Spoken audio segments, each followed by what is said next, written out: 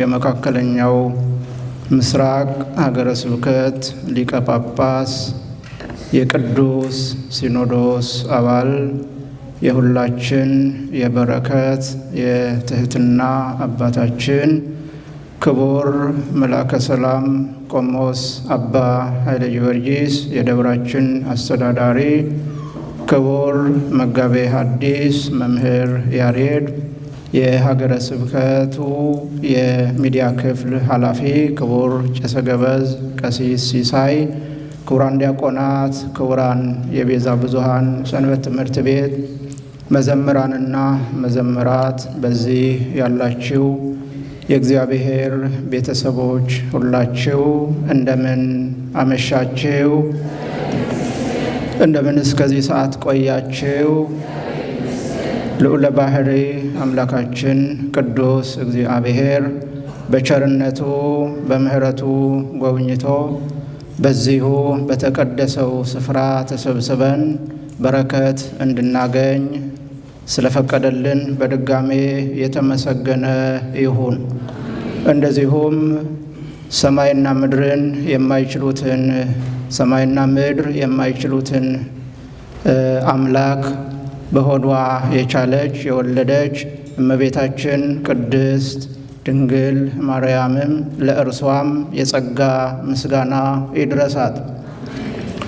እስመናሁ እዜንወክሙ አብየ ዜና ፍስሐ ዘይከውን ለክሙ ወለኩሉ ዓለም። እነሆ ለሕዝብ ሁሉ የሚሆን ታላቅ የምስራች ነግራችኋለሁና አትፍሩ። ይህንን ቃል ሁላችሁ በሉት። እነሆ ለሕዝብ ሁሉ የሚሆን ታላቅ የምስራች እነግራችኋለሁና አትፍሩ። ይህንን ቃል የተናገረው ከሰማያውያን መላእክት አንዱ መልአክ ነው። ቃሉ የተነገረላቸው ደግሞ ለጊዜው በቤተልሔም ለነበሩ እረኞች ነው። ፍጻሜው ግን ለዓለም ሁሉ ነው። አሁን እያከበርን ያለነው የጌታችን የመድኃኒታችን የኢየሱስ ክርስቶስ በዓለ ልደት ነው። በመጀመሪያ እንኳን ለበዓለ ልደቱ በሰላም እና በጤና አደረሰን አደረሳችሁ። የጌታችን የመድኃኒታችን የኢየሱስ ክርስቶስ ልደትን ስናከብር ብዙ ለሕይወታችን አስፈላጊ የሆኑ ነገሮችን እናያለን። የኢየሱስ ክርስቶስ ልደት ዓለም ሁሉ አንድ ብሎ ዓመተ ምሕረትን እንዲቆጥር ያስቻለ ነው። አዲሱ ዓመተ ምሕረት እንዲጀመር ያስቻለ ልደት ነው። ዓለም ሁሉ ተስማምቶ አንድ ዓመተ ምሕረት ብሎ እንዲቆጥር ያደረገ ልዩ ልደት ነው። ብዙ ሰዎች ተወልደው ነበረ። ከአዳም ጀምሮ እስከ ኢየሱስ ክርስቶስ ድረስ ብዙ ትልልቅ ሰዎች ነቢያትም ጭምር ቅዱሳንም ጭምር ተወልደው ነበር። ነገር ግን በእነሱ ልደት በእነሱ መወለድ ዓለም ሁሉ ተስማምቶ ዘመን ቀይሮ አንድ ዓመተ ምሕረት ብሎ የጀመረ ወይም ያስጀመረ ግን የለም። ታዲያ የኢየሱስ ክርስቶስ ልደት ልዩ የሚያደርገው ዓለም ከዓመተ ፍዳ ከዓመተ ኩነኔ ወጥቶ ወይም 5500 ዘመን እያለ እየቆጠረ የነበረ ቢሆንም ኢየሱስ ክርስቶስ ከተወለደ ጀምሮ ግን ዓለም ሁሉ ተስማምቶ አንድ ብሎ ጀመረ። ለምን? ያ 5500 ዘመን የሕይወት ዘመን አልነበረም፣ የበረከት ዘመን አልነበረም፣ የመርገም ዘመን ነው የነበረው። ሰው የኖረበት ጊዜ ስላልነበረ ነው። ሰው ኖረ የሚባለው በሕይወት በጸጋ እግዚአብሔር ሲኖር ነው። ያ ዘመን ግን የፍዳ የኩነኔ ዘመን ስለነበረ የኢየሱስ ክርስቶስ መወለድ የዓለም ሁሉ መወለድ ነው። የእሱ መወለድ ለእኛ ሁሉ ልደታችን ነው። ለዚህ ነው ቅዱስ ያሬድ በልደቱ ተወለድነ በመወለዱ ተወለድን ያለው። የኢየሱስ ክርስቶስ መወለድ የእኛ መወለድ ነው። የተወለድነው እኛው ነን ማለት ነው። ኢየሱስ ክርስቶስ ተጸነሰ ስንል የእኛ መጸነስ ነው። ለምን? የእኛ ሕይወት ነው የተጸነሰው። ስለዚህ የእኛ ሕይወት የሚጀምረው ኢየሱስ ክርስቶስ በተጸነሰበት ጊዜ ጀምሮ፣ ከዚያ ጊዜ ጀምሮ የእኛ ሕይወት ተጸንሷል፣ የእኛ መድኃኒት ተጸንሷል ማለት ነው። ኢየሱስ ክርስቶስ ተወለደ ስንል ደግሞ የእኛ ድህነት ተወልዷል ማለት ነው። ስለዚህ ልደቱ የማን ነው ማለት ነው? የእኛ የዓለም ሁሉ ልደት ነው ማለት ነው። ምክንያቱም እኛ የተወለድነው ዳግም የተወለድነው በኢየሱስ ክርስቶስ ልደት ወይም በኢየሱስ ክርስቶስ መወለድ ስለሆነ እንደሚታወቀው በሉቃስ ወንጌል ምዕራፍ 2 ቁጥር 1 ጀምሮ ተጽፏል። በማቴዎስ ወንጌል ምዕራፍ 2 ላይም ተጽፏል። አጠር ባለ መልኩ ስናየው ወበውእቱ መዋዕል በዚያ ዘመን ከአውግስጦስ ቄሳር ትእዛዝ ወጣ ይላል። ትእዛዙ ምንድነው? ዓለም ሁሉ እንዲቆጠር በየወገኑ በየአካባቢው እንዲቆጠር ከአውግስጦስ ቄሳር ትእዛዝ ወጣ ይላል። ዮሴፍና እመቤታችን ደግሞ ከዳዊት ወገን ስለነበሩ ለመቆጠር ከገሊላ ከናዝሬት ተነስተው ወደ ይሁዳ ያቀኑ ጀመር ይላል። ምን ለማድረግ? ለመቆጠር። ትእዛዙ የወጣው የሕዝብ ቆጠራ እንዲደረግ ነው። የሚቆጠረው ደግሞ በየወገኑ ነው የሚቆጠረው፣ በየነገዱ ማለት ነው። ዮሴፍና እመቤታችን ደግሞ የማን ወገን ናቸው? የዳዊት ወገን ናቸው። የዳዊት ከተማ ደግሞ ይሁዳ ቤተልሔም ናት። ስለዚህ ለመቆጠር ወደ ይሁዳ ወደ ቤተልሔም በሚሄዱበት ሰዓት ወእንዘሃለው ህየ በጽሐ ዕለተ ወሊዶታ፣ በዚያ ሳሉ የመውለጃዋ ሰዓት ደረሰ ይላል። በየት ሳሉ? በቤተልሔም ሳሉ ማለት ነው። ወወለደት ወልደ ዘበኩራ፣ የበኩር ልጇንም ወለደችው። አውራጣቱን አሰረችው። ወጠብለለቶ በአጽርቅት፣ በጨርቅ ጠቀለለችው። ወአስከበቶ ውስተ ጎል፣ በበረት አስተኛችው ይላል። እስመ አልቦሙ መካን ውስተ ማኅደሮሙ፣ ቦታ የላቸውምና በበረት አስተኛችው። በእውነቱ የእግዚአብሔር ሥራ ስናስበው አስገራሚ ነው። ሰማይና ምድርን የፈጠረ ጌታ ማደሪያ የለውም ተባለ።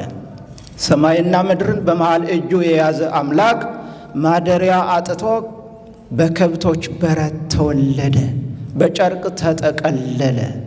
ምንድን ነው ይህ ምስጢሩ? በበረት መወለዱ ወይም ደግሞ ማደሪያ ማጣቱ እኛ ሰዎች ለ5500 ዘመናት ያህል ማደሪያ አጥተን ስለነበረ ለእኛ ማደሪያ ይሰጠን ዘንድ እሱ ማደሪያ አጣ ተባለ። የኢየሱስ ክርስቶስ ማደሪያ ማጣት የእኛ ማግኘት ነው ማለት ነው። እርሱ ማደሪያ አጣ ተባለ፣ እኛ እንድናገኝ ነው ማለት ነው። ምክንያቱም ለ5500 ዘመናት ያህል ማደሪያችን ገነትን አጥተናል፣ የእረፍት ቦታችንን አጥተናል።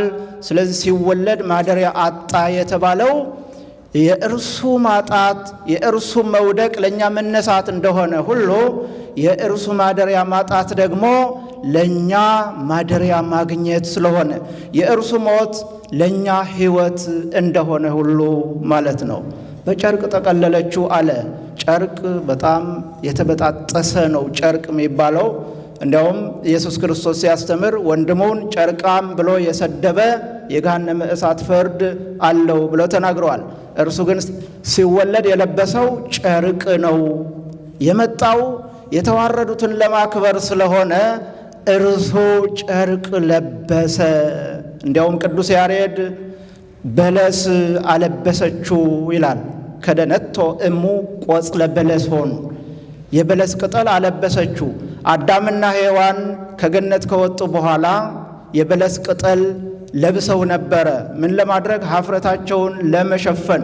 ኢየሱስ ክርስቶስ ሲወለድ ደግሞ የመጣው የሰውን ዘር ሁሉ ኀፍረት፣ የኃጢአትን ኀፍረት ለመሸፈን ስለሆነ እርሱ በአዳም ቦታ ገብቶ የበለስ ቅጠል ለበሰ። እያንዳንዱ የብሉይ ኪዳን ምስጢር ለሐዲስ ኪዳን ይሆናል። እያንዳንዱ ወደ ሐዲስ ኪዳን ይገለበጣል። አዳምና ሔዋን የበለስ ቅጠል ለብሰዋል ኀፍረታቸውን ለመሸፈን። ኢየሱስ ክርስቶስ ሲወለድ ደግሞ እመቤታችን የበለስን ቅጠል አለበሰችው ይላል። ክብር ለእግዚአብሔር ይሁን። እግዚአብሔር አምላካችን ለእኛ ያላደረገው ምንም ነገር እንደሌለ እንረዳለን። አጠራጠር ለማድረግ ከዚያም ኢየሱስ ክርስቶስ ሲወለድ ብርሃን ሆኗል። ቤተልሔም በብርሃን ተጥለቅልቃለች። የብርሃን ጎርፍ ፈሷል በቤተልሔም። ለምን? የተወለደው ብርሃንን የሰጠ አምላክ ስለሆነ። ለፀሐይ ብርሃንን የሰጠ፣ ለጨረቃ ብርሃንን የሰጠ፣ ከዋክብትን በሰማይ እንዲኖሩ ያደረገ አምላክ ስለሆነ ኢየሱስ ክርስቶስ ሲወለድ ቤተልሔም በብርሃን ተጥለቀለቀች። ኢየሱስ ክርስቶስ የተጸነሰው በዘመነ ዮሐንስ መጋቢት 29 በዕለተ እሁድ ነው። የተወለደው ደግሞ በዘመነ ማቴዎስ በዕለተ ሰሉስ ወይም ማክሰኞ ታኅሳስ 29 ከሌሊቱ 10 ሰዓት በእኛ አቆጣጠር ማለት ነው። በዚያ ጊዜ ሲወለድ ብርሃን ሆኗል። የጌታ መልአክ ቆመ። በዙሪያው እረኞች ነበሩ፣ አበራላቸው ይላል። እነሱም ደነገጡ። ከዚያ ምን አላቸው? ቅድም በርዕሱ እንዳነሳ ነው፣ አትፍሩ፣ እነሆ ለሕዝብ ሁሉ የሚሆን የምሥራች እነግራቸዋለሁና በማለት የኢየሱስ ክርስቶስ መወለድ የዓለም ሁሉ መወለድ መሆኑን አበሰራቸው ነው የሚለን። እንግዲህ መልአኩ ለነሎት ነገራቸው። የሕዝብ ሁሉ ደስታ፣ አንዳንድ ጊዜ ብዙ ደስታዎች ሊኖሩ ይችላሉ። የአንዱ ደስታ ለአንዱ ደስታ ላይሆን ይችላል። የአንዱ አገር ደስታ ለሌላው ላይሆን ይችላል። የኢየሱስ ክርስቶስ መወለድ ግን ለሕዝቡ ሁሉ ደስታ ነው ያለው። ለሕዝቡ ሁሉ ደስታ የሆነ መወለድ የኢየሱስ ክርስቶስ መወለድ ብቻ ነው ማለት ነው። ከዚያ መልአኩ ለእረኞቹ ነገራቸው፣ እነሆ ጌታ በዳዊት ከተማ ተወልዶላችኋል፣ አትፍሩ፣ ሄዳችሁም እዩት፣ ምልክት አለላችሁ፣ ሕፃን ተወልዶ በበረት ተጥሎ በጨርቅ ተጠቅልሎ ታገኙታላችሁ ብሎ ነገራቸው። እነሱም እስከ ቤተልሔም ድረስ ሄዱ። ከዚያም ጌታችን ኢየሱስ ክርስቶስ በበረት ተኝቶ በጨርቅ ተጠቅልሎ አገኙት። ከዚያ መላእክትና እረኞች አብረው ስብሐት ለእግዚአብሔር በሰማያት ብለው ወሰላም በምድር ስምረቱ ለሰብ፣ ለእግዚአብሔር በሰማይ ምስጋና ይገባዋል፣ በምድርም ለሰው ግዕዛኑን ይሰጠው ዘንድ እያሉ አብረው ዘመሩ። ለ5500 ዘመናት ያህል ግን ሰውና መላእክት ተለያይተው ነበረ። ለምን? በኃጢአት ሰው ከእግዚአብሔር ጋር ስለተጣላ አንደኛ ራሱን አጣ፣ በሁለተኛ ደረጃ እግዚአብሔርን አጣ፣ በሦስተኛ ደረጃ የእግዚአብሔር የሆነውን አጣ። እኛ ክፉ ስንሰራ ኃጢአት ስንሰራ መጀመሪያ ራሳችንን እናጣለን፣ በሁለተኛ ደረጃ እግዚአብሔር እናጣለን፣ በሦስተኛ ደረጃ ደግሞ የእግዚአብሔር የሆነውን ሁሉ እናጣለን። ለምን? ከእግዚአብሔር ጋር ተጣልቶ የእግዚአብሔር የሆነውን ሁሉ ማግኘት ስለማይቻል። ቅዱሳን መላእክት ደግሞ የእግዚአብሔር ስለሆኑ ቅዱሳን መላእክትም ከሰው ጋር ኅብረት አልነበራቸውም በሰው ልጅ ኃጢአት። በኢየሱስ ክርስቶስ መወለድ ግን አብረው ዘመሩ። ይህ መዝሙር አዲስ ነው፣ ከዛ በፊት ያልነበረ ነው። የቅዱሳን መላእክት መዘመር፣ የሰው ልጆች መዘመር ያን ጊዜ በቤተልሔም የተከናወነው ሰው ከእግዚአብሔር ጋር እየታረቀ እንደሆነ የሚያስረዳ ነው። ሰው ከመላእክት ጋር፣ ሰውና ሕዝብና አሕዛብ፣ ነብስና ሥጋ፣ መላእክትና ሰው፣ ሰውና እግዚአብሔር የታረቁበት ልደት ስለሆነ አብረው ዘመሩ ነው የሚለው። እንግዲህ ከጌታችን ከኢየሱስ ክርስቶስ ልደት የምንማረው ብዙ ነገር አለ። አትፍሩ፣ አትደንግጡ ነው የተባለው። ይህ ብቻም አይደለም። የኢየሱስ ክርስቶስን መወለድ ሰምተው ሰብአ ሰገል ከሩቅ ምስራቅ መጡ ይላል የማቴዎስ ወንጌል ምዕራፍ 2 ነው። 12 ነገሥታት ሆነው ተነስተው ከዚያ እስከ ቤተልሔም የደረሱ ግን 3 ብቻ ናቸው። ለምን? 9ኙ በተለያዩ ምክንያቶች ቀርተዋል። አንደኛ ስንቅ አልቆባቸው፣ በሁለተኛ ደረጃ ቤተልሔም ማለትም ኢየሩሳሌም ጠባብ ናት፣ ለሁሉም አትበቃም ብለው የሆነ ሆኖ በተለያዩ ምክንያቶች ቀሩ። 3ቱ ግን እስከ ቤተልሔም ደርሰው አመሃ ለጌታችን ለኢየሱስ ክርስቶስ ሰጥተዋል። እነዚህም ስማቸው ማንቱሲማር፣ በዲዳስፋ፣ ሜልኩ ይባላሉ። አባታቸው ዠረደሽት ይባላል፣ ፈላስፋ ነው። ከዕለታት በአንድ ቀን ፍልስፍናን ከነቃማይ አጠገብ ሆኖ ሲመለከት ድንግል በሰሌዳ ኮከብ ተስላ ሕፃንዋን ታቅፋ አየ። ከዚያ ያንን ስሎ አስቀመጠ። ይህ ኮከብ በወጣ ጊዜ ሄዳችሁ ገብሩለት የእስራኤል ንጉሥ ይወለዳልና በማለት ምልክቱን ነገራቸው። እነሱም ያን ኮከብ በወጣ ጊዜ አይተው ከዚያ በኮከቡ እየተመሩ እስከ ቤተልሔም ደረሱ። ቤተልሔም ከመድረሳቸው በፊት ግን ኢየሩሳሌም ሲደርሱ ጠየቁ። አንዳንድ ጊዜ ኮከቡ ይሰወርባቸው ነበረ፣ ሰው መሃል ሲሆኑ ማለት ነው። ኢየሩሳሌም ሲደርሱ የተወለደው የአይሁድ ንጉሥ ወዴት ነው ብለው ጠየቁ። ከዚያ ሄሮድስም ደነገጠ፣ ኢየሩሳሌም አጠቃላይ ደነገጠች። ሄሮድስ ሊቃነ ካህናትን ሰበሰበ፣ ጠየቃቸው። በሕይወት ነው የሚወለደው አላቸው። እነሱም በቤተልሔም ነው፣ ምክንያቱም ትንቢት ተነግሯል ብለው ነገሩት። ከዚያም ሄሮድስ ደግሞ ሰብአ ሰገልን እናንተ ሄዳችሁ ከዚያም እኔም መጥቼ እንድሰግድለት አጣሩ፣ ንገሩኝ፣ በዚህ ተመለሱ አላቸው። ባጭሩ ነው እያየነው ያለነ ከሰዓት አንጻር ማለት ነው። በዚያ መሰረት እንግዲህ ሰብአ ሰገል እነዚህ 3ቱ ነገሥታት እልፍ ሰራዊት ይዘው ነው የተነሱ። እልፍ ማለት 10,000 ማለት ነው። 3ቱ ነገሥታት ናቸው። ለእያንዳንዱ 10 ሺህ ሲኖራቸው 30,000 ሰራዊት ይዘው ነው የተጓዙት ማለት ነው። ከዛ ቤተልሔም ሲደርሱ እንግዲህ በ2 ዓመት ነው። ይህ ከ2 ዓመት በኋላ ነው። እዚያ ደርሰው ወርቅ፣ ዕጣን፣ ከርቤ ገበሩለት ይላል። ምንና ምን? ወርቅ፣ ዕጣን፣ ከርቤ መዝገባቸውን ከፍተው ነው የሚለው። ወአርሃው መዛግብቲሆሙ መዝገቦቻቸውን ከፍተው ወርቅ፣ ዕጣን፣ ከርቤ ገበሩለት። ወርቅ ለንግስናው፣ ዕጣን ለአምላክነቱ፣ ከርቤ ለሞቱ ምሳሌ ነው። ይህንን የገበሩበት ምክንያት ቀድሞ ይህንን እንገብርላቸው የነበሩ ነገሥታት ቀድሞም ፍጡራን ናቸው፣ ኋላም ኃላፊያን ናቸው። አንተ ግን ቀድሞም ያልተፈጠርክ ኋላም የማታልፍ ነህ ብለው ወርቅ ገበሩለት ይላል። ዕጣን ገበሩለት ማለት ደግሞ ይህንን እናጥንላቸው የነበሩ ጣዖታት ቀድሞም ፍጡራን ኋላም ኃላፊያን ናቸው፣ አንተ ግን ቀድሞም ያልተፈጠርክ ኋላም የማታልፍ ነህ ሲሉ ዕጣን ገበሩለት።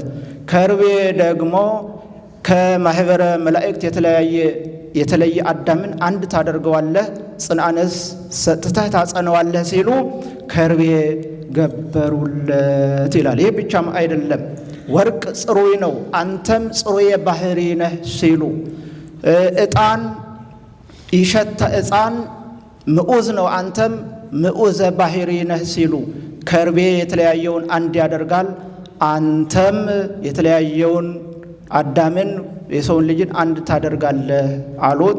ይሄውም ከርቤ በዕለተ ሞቱ ያቀምሱታል። ምንም እንኳ ቀድሞም ያልተፈጠርክ በኋላም የማታልፍ ብትሆንም በሰውነትህ መራራ ሞትን ትቀምሳለህ ብለው ከርቤ ገበሩለት ይላል። ይህም ብቻ አይደለም፣ ወርቅ ምዑዝ ነው፣ ባንተ ያመኑ ምእመናንም ምዑዛነ ምግባር ወሃይማኖት ናቸው ሲሉ ነው። ዕጣን ከርቤ ጽሩይ ነው፣ ማለትም ወርቅ ጽሩይ ነው፣ ባንተ ያመኑ ምእመናንም ጽሩያነ ምግባር ወሃይማኖት ናቸው ሲሉ፣ ዕጣን ምዑዝ ነው፣ ባንተ ያመኑ ምእመናንም ምዑዛነ ምግባር ወሃይማኖት ናቸው ሲሉ፣ ከርቤ የተለያየውን አንድ ያደርጋል፣ ምእመናንም በፍቅር አንድ ይሆናሉና ብለው ወርቅ፣ ዕጣን፣ ከርቤ ገበሩለት ይላል። ይህ ብቻም አይደለም። ወርቅ የሰማዕታት ምሳሌ ነው። ከመወርቅ ለሰማዕት ፈተኖሙ፣ ሰማዕትን እንደ ወርቅ ፈተናቸው ይላል። ዕጣን ደግሞ የባሕታውያን ምሳሌ ነው። ያ ከሩቅ እንዲሸት ባሕታውያንም በተስፋ ነዋሪዎች ናቸውና ይላል። ከርቤ የምእመናን፣ ከርቤ አንድ እንዲያደርግ ምእመናንም በፍቅር አንድ ይሆናሉና ስለሚል። ይህ ብቻም አይደለም። ወርቅ የመላእክት ምሳሌ፣ ዕጣን የደቂቀ አዳም ምሳሌ፣ ከርቤ የካልእ ፍጥረት ምሳሌ። መላእክት፣ ደቂቀ አዳም፣ ካልእ ፍጥረት የአንተ ገንዘቦች ናቸው ሲሉ ወርቅ፣ ዕጣን፣ ከርቤ አመጡለት ይለናል። እንግዲህ ሰብአ ሰገል በአንድ ኮከብ ተመርተው እስከ ቤተልሔም ድረስ ደርሰዋል። በአንድ ኮከብ። እኛስ በስንት ከዋክብት እየተመራን ነው? እነሱ አንድ ኮከብ እየመራቸው ነው እስከ ቤተልሔም ድረስ የደረሱ። እኛ ደግሞ ብዙ ከዋክብት አሉን። በብዙ ከዋክብት እየተመራን ወደ ቤተ ክርስቲያን ልንመጣ ያስፈልጋል ነው። ምክንያት የለንም። እነሱ እንኳ አንድን ኮከብ መርተዋቸው እስከ ቤተልሔም ድረስ ከደረሱ እኛን የሚመሩ ብዙ ከዋክብት ቤተ ክርስቲያን አሏት። ስለዚህ እስከ ቤተልሔም ድረስ ማለት እስከ ቤተ ክርስቲያን ድረስ ልንጓዝ እንደሚያስፈልግ ነው። ሰብአ ሰገል ባዶአቸውን አልመጡም። ወርቅ፣ ዕጣን፣ ከርቤ ይዘው መጥተዋል። እኛ ደግሞ ይዘን የምንመጣው ነገር አለ። መዝገቦቻቸውን ከፍተው ሰጡት ነው የሚለው። ልባችንን ለእግዚአብሔር ልንከፍት ያስፈልጋል። ልባችንን ከፍተን ደግሞ እንደ ወርቅ የሆነ መልካም ሥራ፣ እንደ ወርቅ የሆነ አጠቃላይ ስነ ምግባር ሊኖረን እንደሚገባ ያስረዳል ነው። ስለዚህ የኢየሱስ ክርስቶስ መወለድ ለእኛ መወለዳችን ነው። ኢየሱስ ቀድሞ አዳም ከእህቱም ምድር ተገኝቷል። ኢየሱስ ክርስቶስ ደግሞ ከእህቱም ማኅፀነ ድንግል ተገኝቷል። አንዲት ምሳሌ ልና ልጨርሳለሁ። እንግዲህ ሰዓቱ የዚሁ በጣም አጭር ስለሆነ አስቸጋሪ ነው። የሆነ ሆኖ ምን ይላል ቅዱስ ዮሐንስ አፈወርቅ? አዳም ያለ ሴት ሴትን አስገኘ። እስይህን ቃል በሉት። አዳም ያለ ሴት ሴት እንድትገኝ አደረገ። ማለት አድራጊው እግዚአብሔር ነው፣ ግን ምክንያቱ እሱ ነው ለማለት ነው። እንደዚሁም ሁሉ ዳግማዊቷ ሔዋን እመቤታችን ቅድስት ድንግል ማርያም ደግሞ ያለ ወንድ ምን አስገኘች? ማን? ያለ ወንድ ኢየሱስ ክርስቶስን አስገኘች። ለዚህ ነው በሴቶች ዕዳ ነበረባቸው ለወንዶች የሚከፍሏቸው የተባለ። አዳም ያለ ሴት ሴትን አስገኝቷል። እመቤታችን ደግሞ ያለ ወንድ ማንን አስገኘች? ወንድን አስገኘች። ማን ነው እሱ? ኢየሱስ ክርስቶስ። አያስገርምም?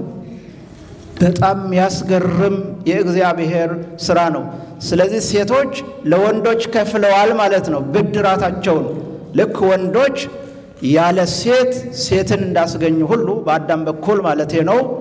ሴቶች ደግሞ እመቤታችንን ወክለው ያለ ወንድ ማንን አስገኙ? ወንድን አስገኙ። እሱ ደግሞ ኢየሱስ ክርስቶስ ነው። ክብርና ምስጋና ለእርሱ ይሁን። ሁለት ልደታት አሉት። ቅድመ ዓለም ከአባት ያለ እናት፣ ድኅረ ዓለም ደግሞ ከእናት ያለ አባት። ይሄ ድንቅ ምስጢር ነው። እግዚአብሔር አምላካችን ይህንን ስላደረገ የተመሰገነ ይሁን። ስለዚህ አትፍሩ ተብለናል። አንፍራ። ይህች ቤተልሔም ናት። ኢየሱስ ክርስቶስ የተወለደባት ቤተልሔም ነው ያለነው። ሁላችን ንስሐ ልንገባ ያስፈልጋል። ሥጋውን ደሙን ልንቀበል ያስፈልጋል።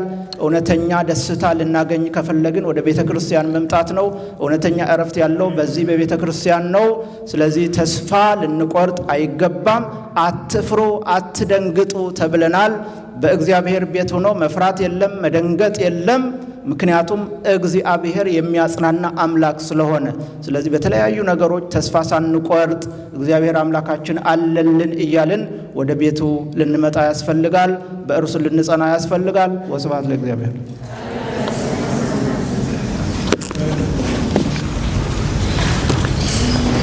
እሺ፣ በመምህራችን ላይ አድሮ ያስተማረን የመከረን ለባህሪ ቅዱስ እግዚአብሔር ስሙ የተመሰገነ ይሁን፣ የተመሰገነ ይሁን። ቃሉንም የራቀውን አቅርበው የረቀቀውን አጉልተው ላስተማሩን ለመገቡን ለመምህራችን መጋቤ ምስጢር መምህር ናሁሰናይ ቃለ ሕይወትን ያሰማልን፣ ቃለ ሕይወትን ያሰማልን። እኛም ከዚህ በላይ እንድንገለገል እንድንማር አምላከ ቅዱሳን ይርዳን። እሺ፣ እንዲህ ገድበናቸዋል እንግዲህ